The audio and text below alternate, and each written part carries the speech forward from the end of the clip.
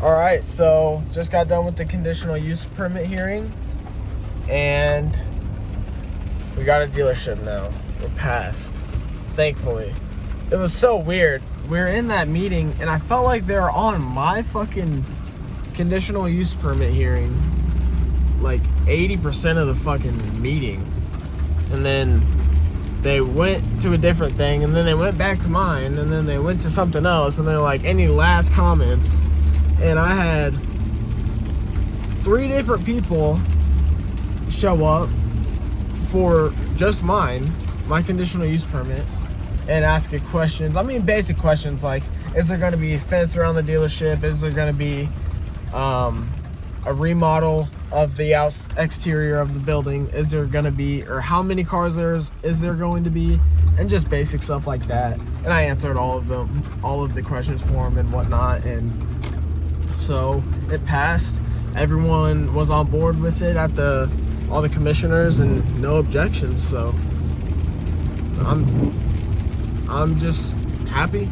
And now just looking down the road, and well, I got all the work ahead of me now. This is where it really starts. But yeah, it's time to get my nose on the grindstone. Alright, so it's the next day. It's the 8th today. Yesterday I had the conditional use permit pass. So today, well, I drove all the way to work. Not working today because it's raining. So that's pretty cool. I still have a full day ahead. I found out what's wrong with the F-150. I have to call about business insurance. I have to call about, or talk to Bobby, who I'm renting from, about the agreement, the leasing agreement we'll have. Then I have to read through my booklet, call Curtis to get the office fully built out, and I think that's about it. I'm not too sure. I think I'll have a few other things to do today. So I got quite a bit of phone calls and quite a bit of reading and understanding to do. So I definitely got my hands full. But yeah, let's let it be a good day. Alright, so I got the conditional use permit to pass, and now I have some other stuff to do that I got to get done. Like this ticket that I got to take care of that. I don't want to show too much of that because there's some important information that I don't want to put out on the internet. Anyways, I made a whole to-do list, and I don't know where it went. Here it is. All this stuff, I marked all of it done. I really did it all yesterday, but I'm making this video today. Yeah, this is what I did. So I called about business insurance. They're still having to get back to me with a quote. They're still waiting on a quote to get back. I text Curtis about the building permit being all complete and the conditional use permit, so we have the green light. I then called Bobby, told him that we're good. That's the guy who I'm leasing from. I told him that we can go over the leasing agreement and start working on the building and whatever as soon as possible. I then found out there's a manifold exhaust leak on the F-150, and I called the Platte City Ford, and they quoted me $3,500 just to replace an exhaust manifold, which I was like, for an exhaust manifold? I guess you have to like pull up the engine, and then there's 10 bolts, and most of them break, and then it's like $100 a bolt, and they charge $100 an hour for labor. So then I called Butler's in Leavenworth, which is maybe 15 minutes west of here, and they quoted me at $900, and then an additional $100 a bolt if there's multiple bolts broken and they're all really tough to get out. But I'm gonna go drop it off tomorrow at Butler's to see how that's gonna go. And so yeah, that's basically all I'm doing. And then I have some other stuff to do today, but I'm not really sure what to do. I think I'm gonna go fishing. I actually just stringed up these 2 lines yesterday, and all my poles are freaking broken, man. All of them.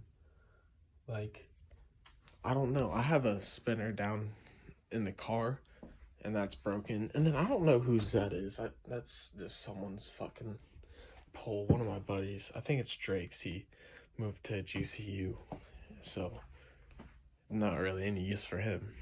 But yeah, that's what I'm doing today. I want to also try and sell this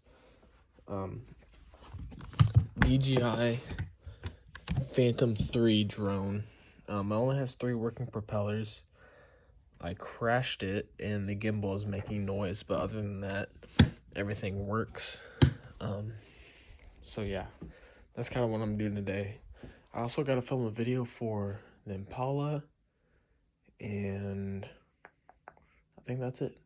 Oh, and then I'm gonna try and replace the O2 sensor for the Impala, so let's do that. Oh, and then I just remembered it's tax season, and now I have to do taxes. So I'm gonna do taxes. I'm hyped for some taxes, yo. I can't tell. God. All right, I'm trying to fix on the Impala.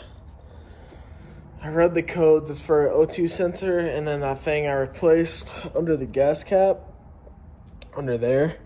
And look at this. Okay, hold on. I'll have to show it in the next video, but look at the fucking placement on this O2 sensor. There's literally no replacing it. I can't get the wrench in there. I can't. I'm lost. I'm lost for words, man. All right, check this out. It is right there. That's it. Like, how in the fuck am I supposed to get my wrench up under here? Like, on. Let me try and get the wrench under here. Like, look at this.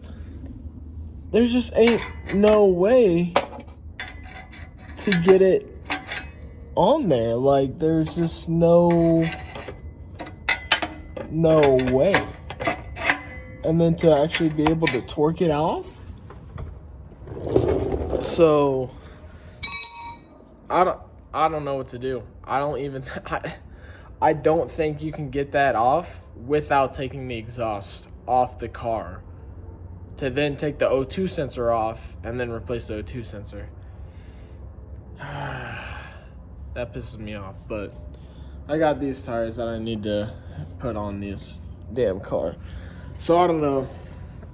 I don't think I can even replace that without taking the exhaust off, and I just don't think it's worth it. So I think I'm gonna just leave it with the check engine light, because it's just the O2 sensor. It's not gonna cause any problems, and it's the downstream, so it's just reading exhaust fumes that are already burnt and doesn't actually calculate all the different air fuel ratio as the upstream does. So I don't know. I think I'm just gonna leave it. But yeah, that's what I just ran into.